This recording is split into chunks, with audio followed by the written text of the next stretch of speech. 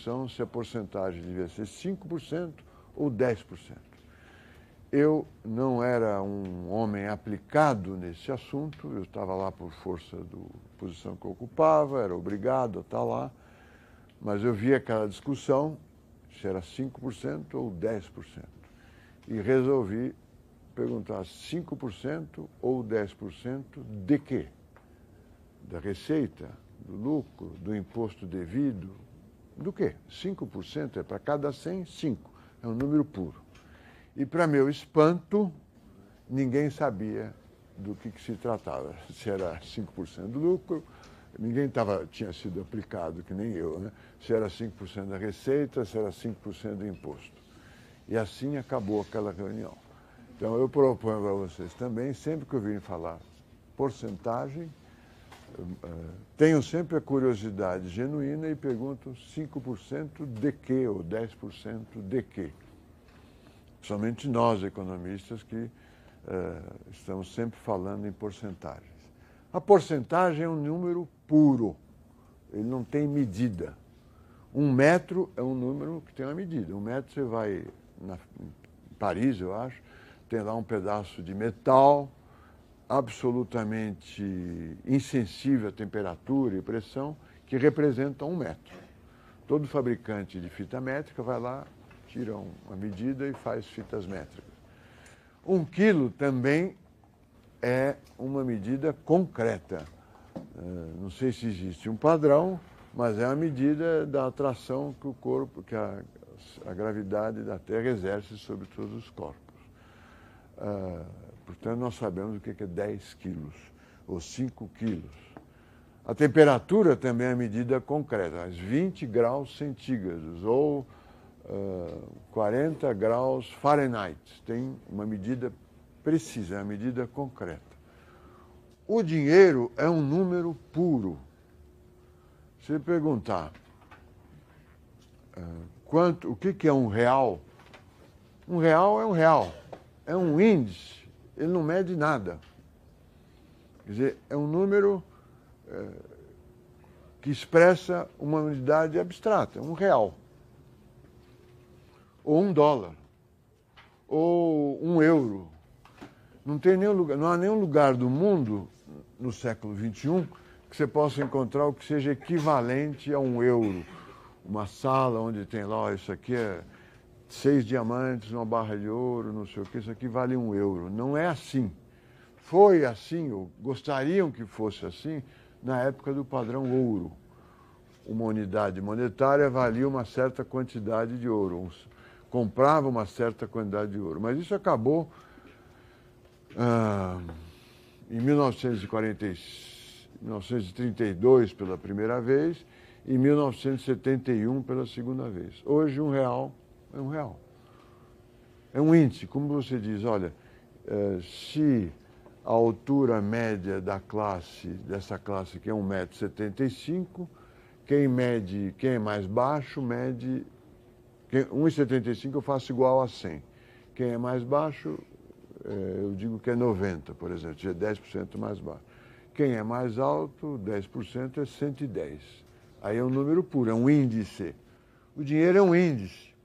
Os monetaristas acreditam que se olha para esse índice e sempre está calculando porcentagens. E os não monetaristas dizem, olha, esse índice é que pauta a nossa vida e nós não calculamos as porcentagens com tanta rapidez assim.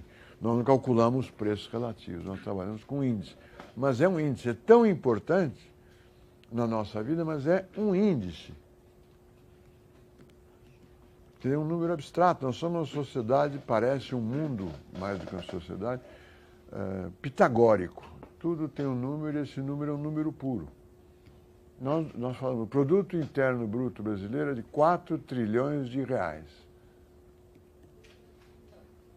Não é 4 trilhões de horas trabalhadas, não é 4 trilhões de toneladas, não é 4 trilhões de volts, são 4 trilhões de reais. É uma sociedade sofisticada, que mede todas as coisas por esse índice.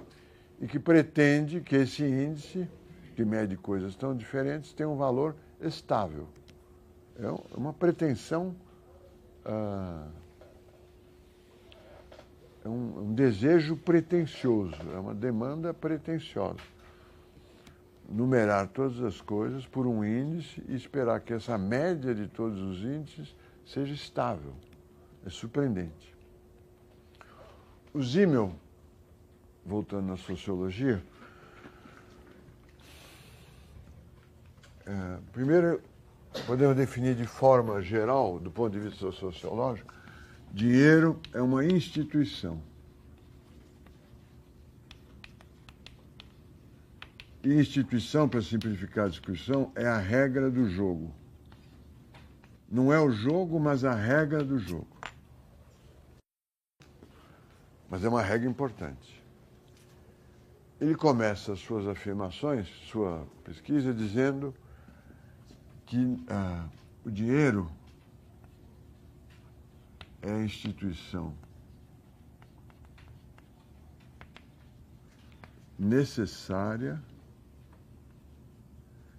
Necessária quer dizer, sem a qual não há, sem a qual o que se segue não pode existir, para a existência de uma sociedade de indivíduos.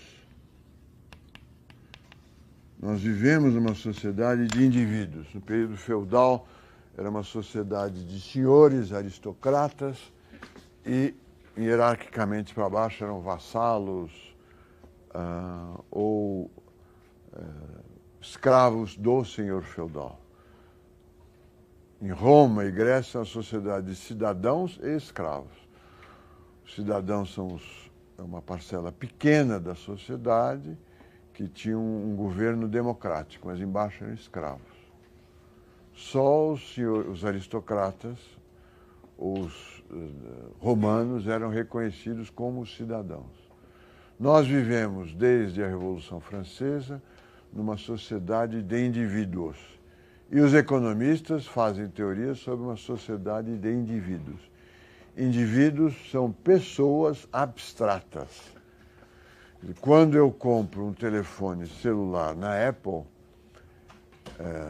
ou da Apple, quem está comprando ali é um consumidor, não é o João.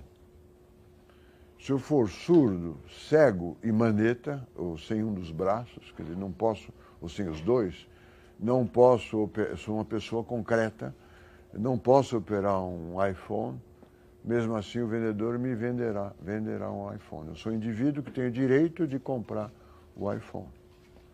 E ele, se está à venda para todos, ele tem que vender para mim também. O indivíduo é uma pessoa abstrata que reconhece os outros indivíduos, não os mata quando chegam perto, não se apavora quando eles chegam perto, ele reconhece os outros e exige reconhecimento dos outros para si mesmo, mas como uma pessoa abstrata. Pessoa abstrata não tem nome, não tem história, só tem a característica de ser um ser humano que tem direitos e obrigações.